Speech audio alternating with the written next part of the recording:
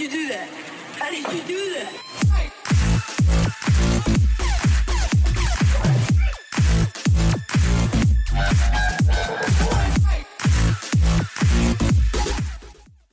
Welcome back everyone. Today is actually a massive update. This is actually a preview or sneak peek of actual gameplay from the Greymoor chapter. Now, a few content creators and members of the press did actually get access to the internal servers from the developers in private. Obviously, it was quite quiet, nobody knew about it, and now we are allowed to actually display footage of the in-game content itself. Now, we are going to Skyrim, we're going to see Solitude, we're going to a new trial, we've got a vampire update, we've got a new system in the game as well for explorers. There's lots and lots of new content coming.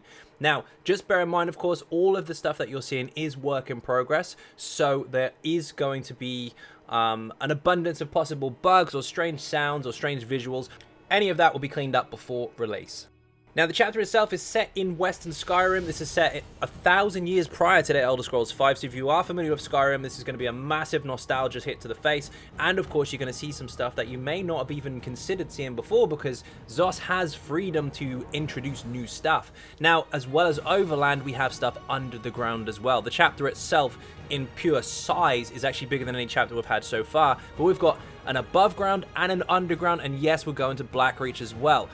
Now, yes, of course, you're going to see some familiar characters. Lyris is back, and there is around 30 plus hours of actual single player content as far as stories and quests are concerned. So there's lots and lots of stuff to get your teeth into.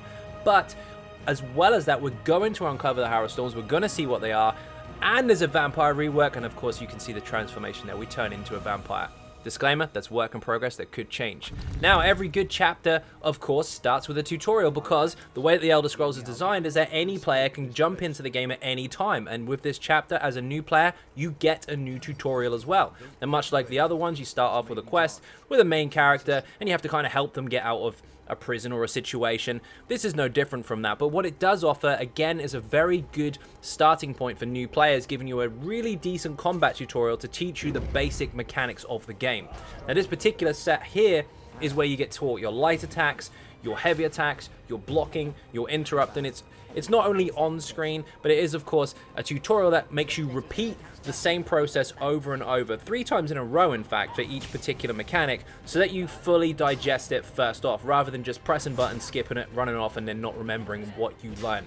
This does encourage newer players to understand these first basic mechanics that you're going to use throughout the entire game.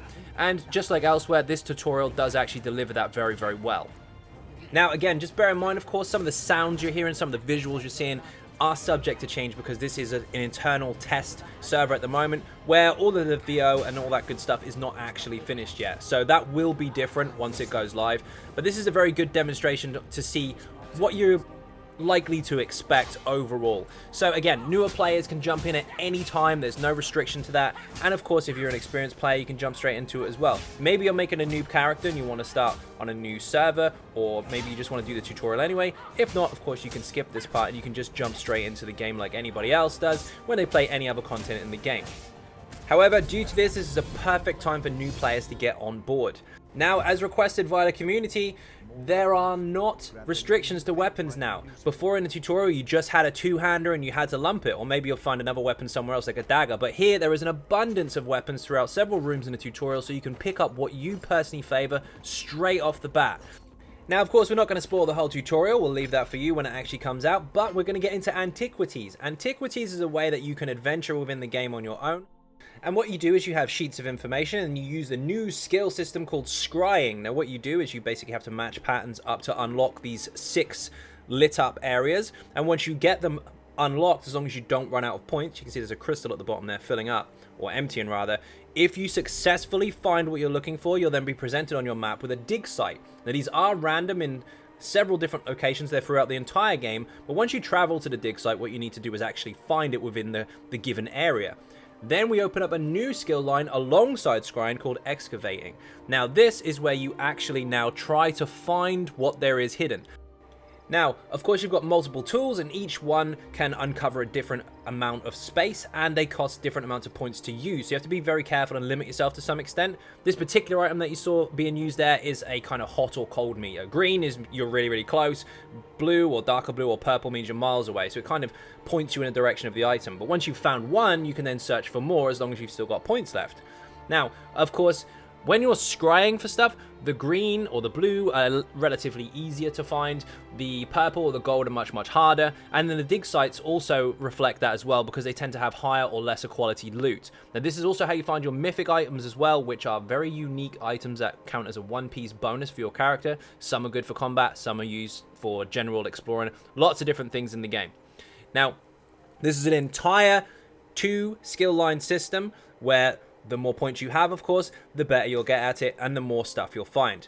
Now, we did also get to look into the trial. Kyne's Aegis, we did go in there. We didn't have a full group, but we had a look anyway. Now, this is offshore of Skyrim. This is actually a remote island, if you like. Very dangerous place. Looks very much like Falkreath in some respect. Although there aren't bulls here, there are vampires and bad guys and all manner of different stuff. There's some very familiar mechanics, and there's also some extremely new mechanics. Now, again, this is work in progress. There's a lot of stuff that is likely to change. So some of the visuals might change, some of the mechanics might change, some of the overall mob spawns, HP, and all that kind of stuff, they could drastically change. So this is not set in stone, but this is a very good visual for you to see what happens. This is part of a quest we're not technically going to spoil. However, this was a funny moment where we all realized we were looking over somebody's neighbor's fence, basically, being really nosy and seeing if they've got some free cookies. But moving on, as you can see, we're now continuing with the trial. There are lots and lots of enemies in here. This is actually a full trial in every respect of the matter. Now, before, people have complained about mini trials, although they are an option. You don't really have to do them. It's just a choice of people that don't have a lot of time. But it has been requested that people kind of favor the longer trials. Lots of ads, boss fights in between, all that good stuff. And this does reflect that.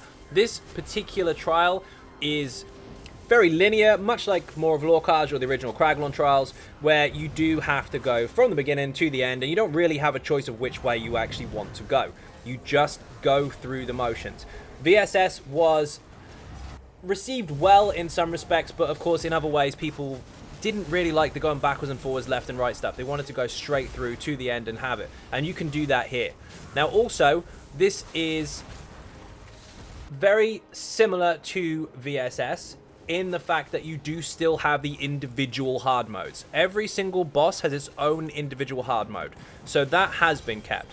So they've gone backwards to give us the linear path, but they've gone forwards to let us still keep that kind of every single boss has its own twist to it.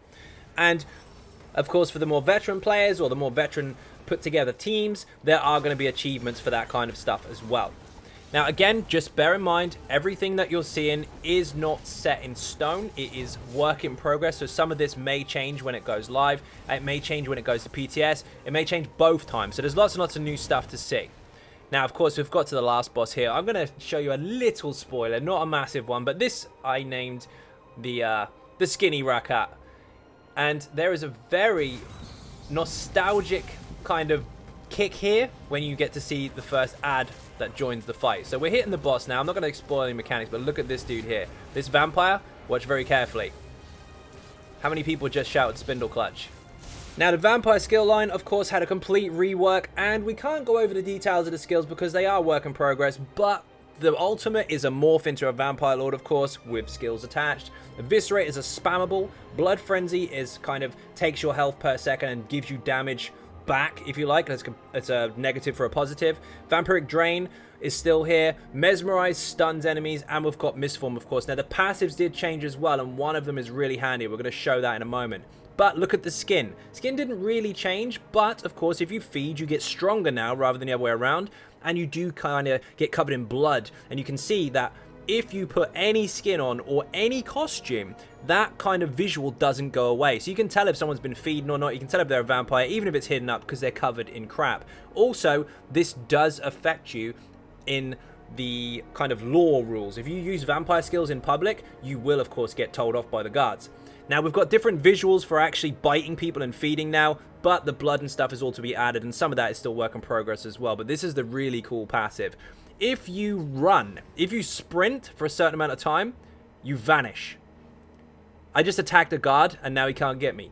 So you are very, very stealthy as a vampire. Now, there are some positives and negatives, of course, to stage 1 to 4, but those are still being worked out. And with that, that's all I can show you for now. So, PTS will obviously be coming very soon. Greymoor is on the horizon, and so far in testing, it's really, really positive. So keep your eyes peeled for future videos, and here's the trailer in case you missed it. Bye-bye.